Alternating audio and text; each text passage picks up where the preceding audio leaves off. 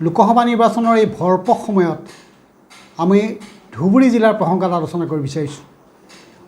এটা বিশেষ গুৰুত্বপূৰ্ণ বিষয় ধুবুৰীক লৈ আমি উত্থাপন কৰিব বিচাৰিছোঁ। এইকাৰণে বিচাৰিছোঁ কাৰণ ধুবুৰী হ'ল অসমৰ মানচিত্ৰখনৰ আৰম্ভ। অসমত যদি খোজ পেলাব লাগে প্ৰথমতেই ধুবুৰীত খোজ পেলাব লাগিব। আৰু ধুবুৰীৰ পৰা অকল অসম নহয়, সমগ্ৰ উত্তৰ পূৰ্বাঞ্চলৰ দুৱাৰমুখ প্ৰকৃতাৰ্থত ধুবুৰী। ভাৰতবৰ্ষৰ অন্যান্য ৰাজ্যৰ পৰা আহিবলৈ হ'লে ধুবুৰীৰ পৰা আৰম্ভ হ'ব অসম। অথচ আমি এই ধুবুৰীৰ কথা আমি কিমান চিন্তা কৰোঁ। ধুবুৰীক লৈ ধুবুৰীৰ অৰ্থসামাজিক দিশত বা বিভিন্ন শিল্পায়নৰ দিশত, স্বাস্থ্যৰ দিশত, শিক্ষাৰ ক্ষেত্ৰত ধুবুৰীক লৈ কিবা কথা বা এনেকুৱা ধৰণৰ ৰোড মেপ সৃষ্টি কৰা হৈছেনে? ৭৫টা বছৰ স্বাধীনতাৰ পাৰ হৈ গ'ল। ইয়াৰ পিছতো দেখা গৈছে প্ৰকৃতাৰ্থত ধুবুৰীক লৈ কোনো ধৰণৰ চিন্তা চৰ্চা চৰকাৰসমূহে কৰা নাই। ইয়াৰ বিপৰীতে আজিৰ ধুবুৰী যিটো লোকসভা সমষ্টি, এই লোকসভা সমষ্টিটো লৈ কেৱল ৰাজনীতি কৰা হ'ল। ৰাজনৈতিক দলসমূহে কেৱল ৰাজনৈতিক স্বাৰ্থত ধুবুৰীক ব্যৱহাৰ কৰা হ'ল। কিন্তু ধুবুৰীৰ আৰ্থসামাজিক চিন্তা চৰ্চা বা ধুবুৰীৰ যিটো ত্যাগ, ধুবুৰীবাসীৰ ত্যাগ, ধুবুৰীবাসীৰ সংগ্ৰাম, ধুবুৰীবাসীয়ে অসমক দিয়া অৱদানৰ কথা চিন্তা চৰ্চা নকৰে, আলোচনা কৰা নহয়। এই প্ৰসংগত আমি আজি কিছু কথা আলোচনা কৰিব বিচাৰিছোঁ। ধুবুৰী প্ৰকৃতাৰ্থত আজি ধুবুৰী অবিভক্ত গোৱালপাৰা জিলা। এই গোটেই অঞ্চলটো গোৱালপাৰা। এই গোৱালপাৰা আজি যি ধুবুৰী, কোকৰাঝাৰ, চিৰাং, বঙাইগাঁও, দক্ষিণ শালমৰা, মানকাছাৰ, এই জিলাখিনি সকলো জিলাক লৈ পেলাই গোৱালপাৰা জিলা, অবিভক্ত গোৱালপাৰা জিলা। এই অবিভক্ত গোৱালপাৰা জিলাৰ 1874 চনতেই অবিভক্ত গোৱালপাৰা জিলাৰ মুখ্য স্থান আছিলে ধুবুৰী। আৰু প্ৰকৃততে এই অঞ্চলটোক ব্ৰিটিছৰ দিনত উত্তৰ পূব ৰংপুৰ জিলা নামেৰে পৰিচিত আছিল। এই উত্তৰ পূব ৰংপুৰ জিলা 47ৰ স্বাধীনতাৰ পিছত গোৱালপাৰা জিলা হ'ল। এই গোৱালপাৰা জিলা কিন্তু বিভিন্ন সময়ত ভাগ কৰা হ'ল। 1983 চনত গোৱালপাৰা আৰু ধুবুৰী দুখন জিলা হ'ল। দুখন জিলাৰ পিছত আকৌ দেখা গ'ল যে 1989 চনত বঙাইগাঁও জিলাৰ সৃষ্টি কৰা হ'ল। এই অবিভক্ত গোৱালপাৰা জিলাৰ ভূখণ্ডৰ পৰাই 2004 চনত চিৰাং জিলা গঠন কৰা হ'ল। ইয়াৰ পিছতো ভাগ হ'ল। ইয়াৰ পিছত 2016 চনত ধুবুৰী জিলাক দুটা ভাগ কৰা হ'ল, এটা মানকাছাৰ আৰু এটা হ'ল দক্ষিণ শালমৰা। ধুবুৰীৰ প্ৰশাসনিক সুবিধাৰ কাৰণে ধুবুৰী জিলাখনক গোৱালপাৰা অবিভক্ত গোৱালপাৰা জিলা কেইবাবাৰো ভাগ কৰা হ'ল। আনকি ধুবুৰী জিলাখনকো ভাগ কৰা হ'ল। কিন্তু প্ৰশাসনিক ক্ষেত্ৰত ভাগ কৰাৰ পিছত ইয়াৰ উন্নয়নৰ ক্ষেত্ৰত কোনো ধৰণৰ দিশ কিন্তু আমি পৰিলক্ষিত নহ'ল। এই কথাটো কি কাৰণে চৰকাৰসমূহে চিন্তা চৰ্চা নকৰে? বিষয়টো যদি চাই ধুবুৰীৰ জনগণৰ তাহানিখনৰ অবিভক্ত গোৱালপাৰা জিলাৰ বাসীৰ যিটো ত্যাগ, সেই ত্যাগক আমি স্মৰণ কৰা উচিত, আমি সন্মান জনোৱা উচিত।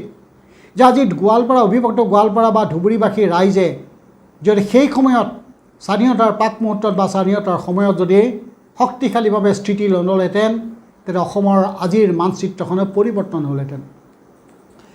আমি জানো 47ত দেশ স্বাধীন হ'ল। দেশ স্বাধীন হোৱাৰ পিছত দেশ বিভাজন হ'ল। আৰু দেশ বিভাজনৰ সময়ত দেখা গৈছিলে তুলনামূলকভাৱে গোৱালপাৰাত মুছলমান ধৰ্মৰ জনগোষ্ঠীৰ সংখ্যা বেছি তুলনামূলকভাৱে।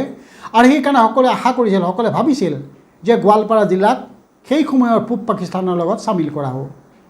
কাৰণ এই বিষয়টো এইকাৰণে আহিছিল যে চিলেট জিলা, ব্ৰিটিছৰ যিখন অসম, তাত চিলেট জিলাখন অসমৰ ভিতৰত আছিল। এই চিলেট জিলা যেতিয়া বিভাজন হ'ল, ভাৰতবৰ্ষৰ বিভাজন আহিল, পূব পাকিস্তান হ'ল, তেতিয়া চিলেটত যিহেতু মুছলমানৰ সংখ্যা বেছি, গতিকে চিলেটত দাবী উঠিল যে চিলেট এটা গোটেই বিষয়টো ৰেফাৰেণ্ডাম হ'ব লাগে। আৰু ৰেফাৰেণ্ডাম চিলেটত হ'ল। আৰু চিলেটৰ মুছলমান লোকসকলে চিলেট পূব পাকিস্তানত থকাটো বিচাৰিলে। যেতিয়া এই চিলেটত ৰেফাৰেণ্ডাম হ'ল, চিলেটবাসী পূব পাকিস্তানৰ লগত যোগাযোগ কৰিলে, পূব পাকিস্তানৰ লগত অংশ হ'ল। অবিভক্ত গোৱালপাৰা জিলাৰ কিছু শক্তিয়ে, সেই শক্তিয়ে কিন্তু খুব আশা কৰিলে যে অবিভক্ত গোৱালপাৰা জিলাত মুছলমানৰ সংখ্যা আছে, গতিকে গোৱালপাৰা জিলাতো ৰেফাৰেণ্ডাম হ'ব লাগে। সেই সময়ত দুটামান বিশেষ শ্লোগান আছিল। সেই শ্লোগানকেইটা আছিল মাৰ কে লেংগে পাকিস্তান, সিং কে লেংগে পাকিস্তান আৰু লড়কে লেংগে পাকিস্তান। এই শ্লোগান দিছিল এচাম শক্তিয়ে। এই শক্তিটোৱে যেতিয়া এই ধৰণৰ বিদ্ৰোহ কৰিলে তেতিয়া গোৱালপাৰা অবিভক্ত গোৱালপাৰা জিলাৰ ৰাইজে ধুবুৰীবাসী ৰাইজে প্ৰবল বিদ্ৰোহ কৰিলে যে নহ'ব আমি গোৱালপাৰা অবিভক্ত গোৱালপাৰা জিলাক আমি ৰেফাৰেণ্ডাম হ'বলৈ নিদিওঁ। এই ৰেফাৰেণ্ডাম হোৱাৰ প্ৰতিবাদ আৰম্ভ কৰিলে, কিন্তু মুছলিম লীগৰ নেতৃত্বত গোৱালপাৰা জিলাত ৰেফাৰেণ্ডামলৈ নিবৰ কাৰণে তেওঁলোকে দাবী উত্থাপন কৰিলে। কেন্দ্ৰীয় চৰকাৰ অসমৰ ক্ষেত্ৰত তেওঁলোকে সিমান সহযোগী নাছিল। গতিকে এই গোটেই বিষয়টো যেতিয়া ৰেফাৰেণ্ডামৰ কথাটো আহিল যে গোৱালপাৰা জিলাতো ৰেফাৰেণ্ডাম হ'ব লাগে, তেতিয়া গোৱালপাৰাবাসী ৰাইজে ধুবুৰীবাসী ৰাইজে ঐক্যবদ্ধভাৱে ইয়াৰ প্ৰতিবাদ কৰিলে। মুছলিম লীগৰ এই সিদ্ধান্তক তেওঁলোকে প্ৰতিবাদ কৰিলে। প্ৰতিবাদ কৰি তেতিয়া শৰৎচন্দ্ৰ সিংহ আৰু সেই সময়ৰ কেইগৰাকীমান নেতাক তেওঁলোকে দায়িত্ব দিলে যে ধুবুৰীক গোৱালপাৰা জিলাক বচাব লাগে, গোৱালপাৰা জিলাত ৰেফাৰেণ্ডাম হ'ব নালাগে। এই গোটেই দাবীটো উত্থাপন হ'ল, প্ৰবল প্ৰতিবাদ হ'ল। আৰু তেতিয়া এই দুজনমান ব্যক্তিয়ে গোৱালপাৰাবাসীৰ বিশেষকৈ সন্তোষ বৰুৱা আৰু শৰৎচন্দ্ৰ সিংহই সন্তোষ বৰুৱা আৰু শৰৎচন্দ্ৰ সিংহই সিদ্ধান্ত ল'লে যে গোৱালপাৰা আমি বচাব লাগিব, গোৱালপাৰাবাসীৰ ৰাইজৰ যি সংগ্ৰাম সেই সংগ্ৰাম সফল কৰিব লাগিব, ধুবুৰীবাসীৰ ৰাইজৰ সন্মান ৰক্ষা কৰিব লাগিব। আৰু তেওঁলোকে ইয়াৰ প্ৰতিবাদত এই গোটেই বিষয়টো লৈ পেলাই জৱাহৰলাল নেহৰুৰ গোপীনাথ বৰদলৈৰ ওচৰত ক'লে। গোপীনাথ বৰদলৈয়ে তেতিয়া তেওঁলোকক ক'লে যে আপোনালোকে নেহৰুৰ ওচৰত যাব লাগিব। কাৰণ নেহৰুৰ ওচৰত এইকাৰণে যাব লাগিব কাৰণ ৰেফাৰেণ্ডাম কৰিবৰ কাৰণে যি কমিটি গঠন কৰিছিল সেই কমিটিখন ব্ৰিটিছে কৰিছিল। আৰু ব্ৰিটিছে কৰা কমিটিখনৰ ক্ষেত্ৰত যিগৰাকী ব্যক্তি সেই ব্যক্তিগৰাকীৰ ওচৰত যদি যাব লাগে তেনেকৈ ৰেডক্লিফ আছিলে, ৰেডক্লিফ তাৰ চেয়াৰমেন আছিলে। গতিকে ৰেডক্লিফক ক'ব লাগিব। তেতিয়া শৰৎচন্দ্ৰ সিংহ আৰু সন্তোষ বৰুৱাই তেওঁলোকে গোপীনাথ বৰদলৈৰ জৰিয়তে জৱাহৰলাল নেহৰুৰ ওচৰত গ'ল। জৱাহৰলাল নেহৰুৰ জৰিয়তে তেওঁলোকে মাউণ্ট বেটনৰ তাত গ'ল, কাৰণ মাউণ্ট বেটনৰ ঘৰত ৰেডক্লিফ আছিল দিল্লীত। গতিকে মাউণ্ট বেটনৰ ওচৰত গ'ল আৰু মাউণ্ট বেটনৰ পৰা তেওঁলোকে ৰেডক্লিফৰ ওচৰলৈ যাবলৈ চেষ্টা কৰিলে। তেওঁলোকে শৰৎচন্দ্ৰ সিংহই ধুবুৰীবাসী ৰাইজৰ হৈ পেলাই জৱাহৰলাল নেহৰুক ক'লে যে এই ৰেফাৰেণ্ডাম গোৱালপাৰাত হ'ব নিদিব। কাৰণ ৰেফাৰেণ্ডাম যদি গোৱালপাৰাত হয়, যিহেতু গোৱালপাৰা অকল ধুবুৰী, সেই সময়ত ধুবুৰীত কিছু মুছলমান জনগোষ্ঠী আছিল ধুবুৰী সংমণ্ডলত, বাকী ক'তো তেনেকৈ গৰিষ্ঠ সংখ্যক মুছলমান নাই। গতিকে ইয়াত ৰেফাৰেণ্ডাম হ'ব নালাগে। আৰু যদি ৰেফাৰেণ্ডাম হয় তেতিয়াহ'লে ইয়াৰ হিন্দু লোকসকলক, হিন্দু নাগৰিকসকলক অপমান কৰা হ'ব। নেহৰুৱে এটাই কথা ক'লে, ঠিক আছে মই এইটো চাম। তাৰপিছত কলিকতাত ৰেফাৰেণ্ডামৰ সভা হ'ল, মিটিং হ'ল, বিচাৰ হ'ল। শৰৎচন্দ্ৰ সিংহই মেমৰ নাম লিখি গোটেই ডিটেইলছ কথাখিনি লিখি পেলাই ৰেডক্লিফক এই স্মাৰকপত্ৰ দিলে। আৰু ৰেডক্লিফৰ স্মাৰকপত্ৰ দিয়াৰ আহি তেওঁলোকে কলিকতালৈ আহিলে। কলিকতাত তেতিয়া ৰেফাৰেণ্ডামৰ লৈ বিচাৰক মণ্ডলীত তেওঁলোকে সভা বহি আছিলে। এই সভাত দুগৰাকী হিন্দু বিচাৰক আছিলে আৰু দুগৰাকী মুছলিম বিচাৰক আছিলে। আৰু সেই সময়তেই যি দুজন হিন্দু আৰু দুজন মুছলমান বিচাৰক তেওঁলোকে আছিলে, বিশেষকৈ আৰু অসমৰ হৈ পেলাই অসম চৰকাৰৰ উকিল আছিলে অতুল সেন আৰু সৈয়দ মহম্মদ আলী আৰু চাহাবুদ্দিন, তেওঁলোক বহি আছিলে।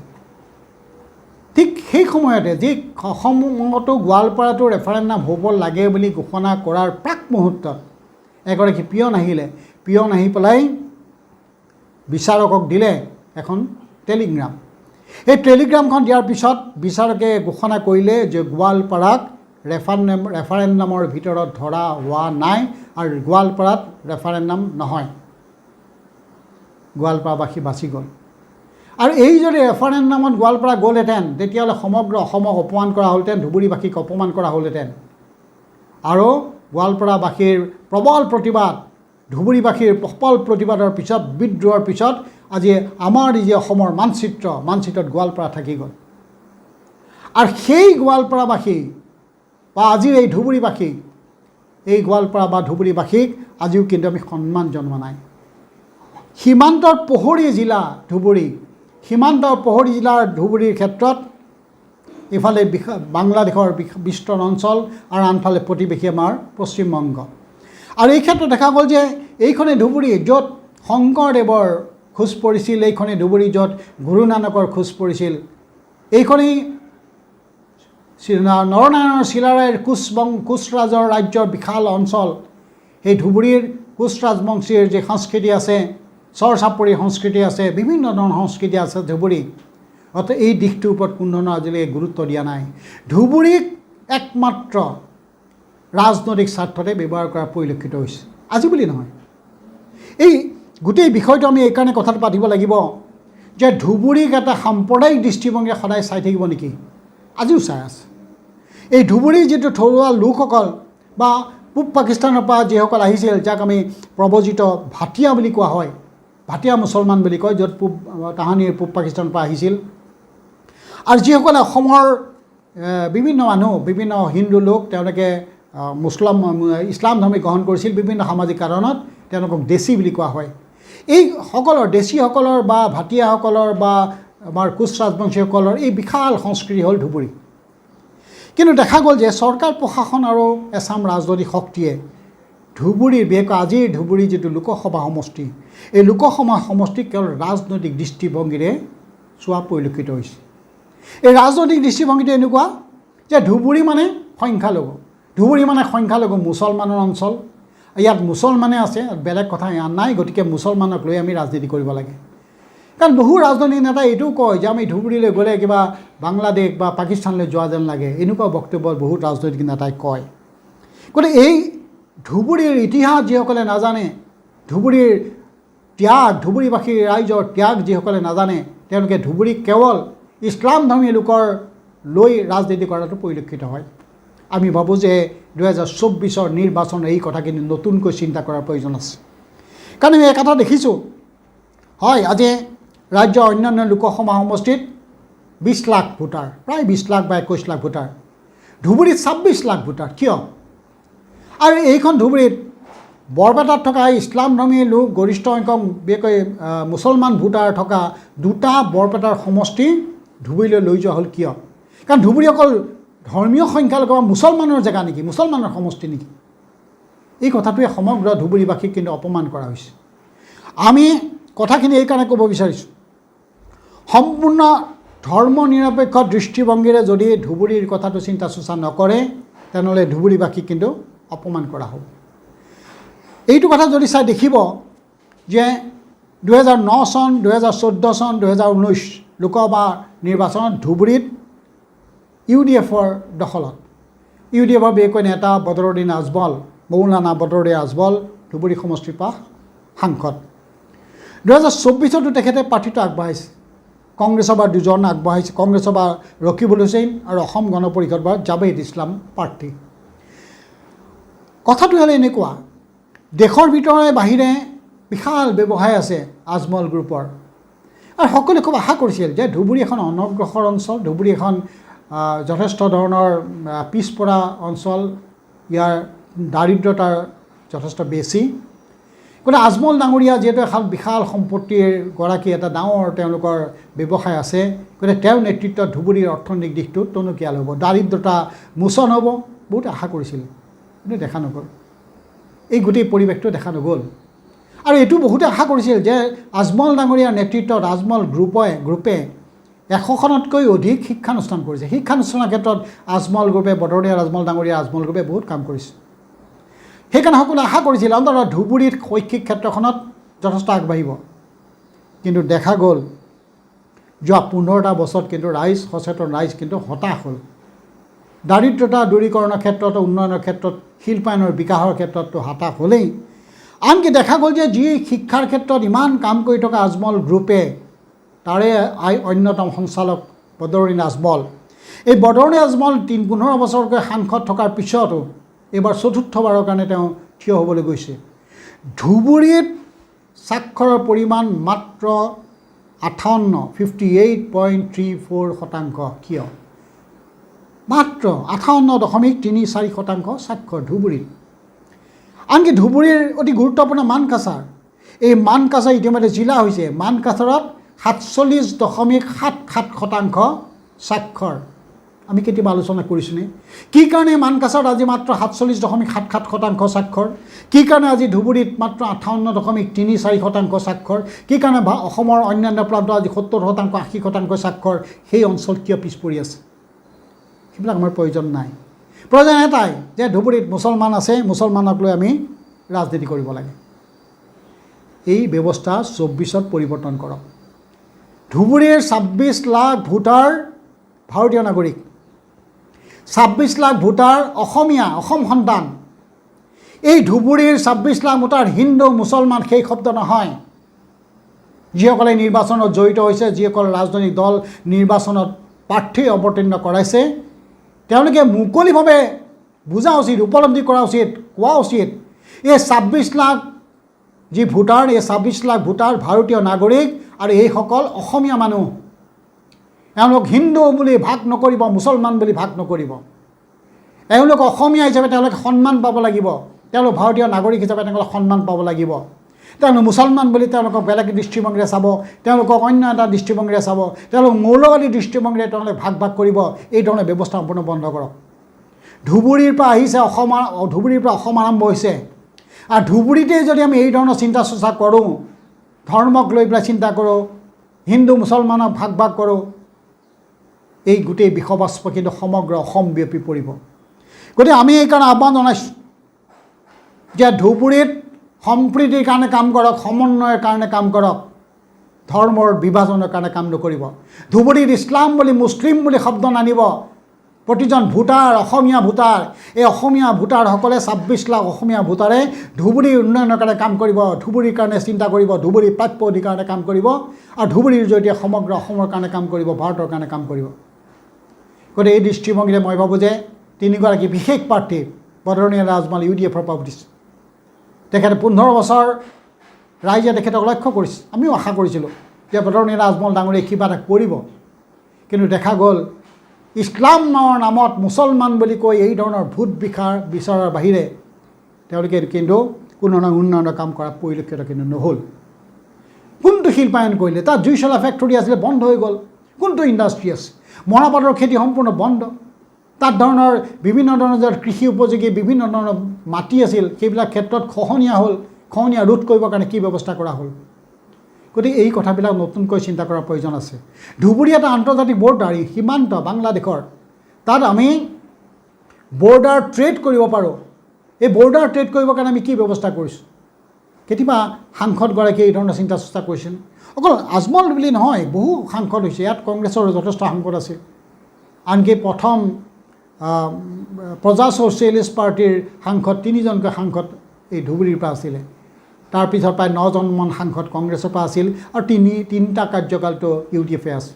এইবাৰ হৈছে 2জন প্ৰাৰ্থী, তেওঁলোকে যথেষ্ট গণতান্ত্ৰিক আৰু ধৰ্ম নিৰপেক্ষ দুগৰাকী অসমীয়া ব্যক্তি, এটা প্ৰগতিশীল দৃষ্টিভংগীৰ, অলপ হ'লেও তেওঁলোক প্ৰগতিশীল দৃষ্টিভংগী 2জন প্ৰাৰ্থী, ৰকিবুল হুছেইন কংগ্ৰেছৰ পৰা আৰু অসম গণ পৰিষদৰ পৰা জাভেদ ইছলাম প্ৰাৰ্থীটো আগবঢ়াইছে। ধুবুৰীবাসীৰ কথা, ধুবুৰীৰ 26 লাখ অসমীয়াই সিদ্ধান্ত ল'ব এইবাৰ কাক তেওঁলোকে 24ত নিৰ্বাচিত কৰিব, আৰু ধুবুৰীৰ উন্নয়নৰ বাবে 24ত কাক দিল্লীলৈ পঠাব, এই 26 লাখ ধুবুৰীৰ অসমীয়া ৰাইজে সিদ্ধান্ত গ্ৰহণ কৰিব। আমাৰ মুকলি কথাটো হ'ল এইটো যে ধুবুৰীৰ উন্নয়নৰ বাবে এই প্ৰাৰ্থীসকলৰ বা এই দলবিলাকৰ ৰোড মেপ কি, ৰাইজে এই ৰোড মেপ ঘোষণা কৰিবলৈ দাবী কৰক। এই পাৰ্টি UDF হওক, কংগ্ৰেছ হওক বা অসম গণ পৰিষদ হওক, তেওঁলোকে ধুবুৰীক লৈ প্ৰাৰ্থিত্ব দিছে, কিন্তু তেওঁলোকৰ ধুবুৰী উন্নয়নৰ ৰোড মেপ কি? তেওঁলোকে বিভিন্ন ধৰণৰ ব্যক্তিগত বিভিন্ন ধৰণৰ তুলনামূলক মন্তব্য দিব পাৰে। তেওঁলোকে ৰোড মেপটো দিয়ক, ধুবুৰী উন্নয়নৰ বাবে তেওঁলোকৰ চিন্তা চৰ্চা কি। আমাৰ স্পষ্ট কথা, ধুবুৰীৰ সমষ্টিৰ প্ৰতিজন ভোটাৰে সন্মান পাব লাগিব। ধুবুৰী সমষ্টিৰ প্ৰতিজন লোক অসমীয়া হিচাপে গৌৰৱ কৰাৰ পৰিৱেশ সৃষ্টি হ'ব লাগিব, আৰু ধুবুৰী 14টা অসমৰ সমষ্টিৰ প্ৰথম সন্মুখত থিয় হ'ব লাগিব উন্নয়নৰ ক্ষেত্ৰত, শৈক্ষিক ক্ষেত্ৰখনত, সমন্বয়ৰ ক্ষেত্ৰত, আৰু অসমীয়া সমাজ গঢ়াৰ ক্ষেত্ৰত অসমৰ 14টা সমষ্টিৰ ভিতৰত সন্মুখত থিয় হ'ব লাগিব ধুবুৰী। আৰু তাৰ কাৰণে 26 লাখ অসমীয়া ভোটাৰে নতুন দৃষ্টিভংগীৰে 7 তাৰিখৰ নিৰ্বাচনত নিজকে জড়িত কৰক। ধন্যবাদ।